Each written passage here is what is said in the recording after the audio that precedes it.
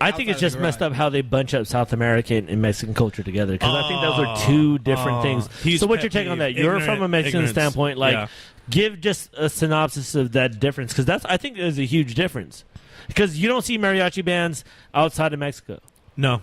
And traditionally, the dancing, I don't know where Mexican culture is with the dancing part, but I just know that that South American bachata, salsa, all that, that's more of a very, very South American thing. Right. So what's your take on that? Because can you differentiate that? Because I don't want to have some weird, like distinction. I'm just saying, it's like, I know that Mexican people are on a different level, and I know that's not associated with it, but there's a really, like you said, it's like, oh no, this is in my blood. I'm like, it's really not. No, it's not. It's really not. So can you just clear that up for everybody Okay, out there? Like, so seriously, because I'd like to know myself. So I know you guys were joking around earlier. So and I'm going to link it all back to that first comment, right?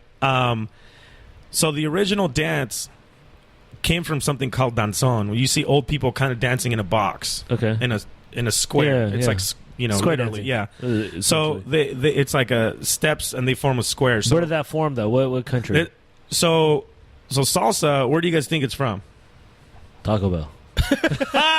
That green zone, that verde salsa. What's good? Holla. Chevy's.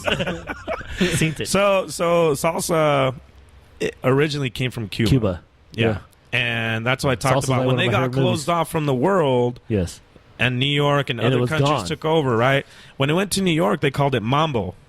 Okay, so it was there. Why did they rename it Mambo? Is there any reason why, or easier to say? The first song that coined the word mambo, I can't remember, but it was during the Palladium era, and basically what mambo was, it was a little section of a song.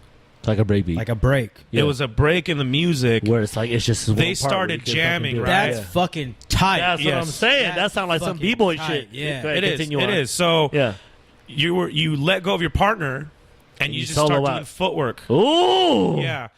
And it was a call and response. Okay. Right? The drummer would do something, the dancer would respond to it. Nice. So it went from that, and then to that, people going, oh, mambo's a craze. Let's create a whole song, and then a lot of songs, and then it just became mambo-inspired mambo.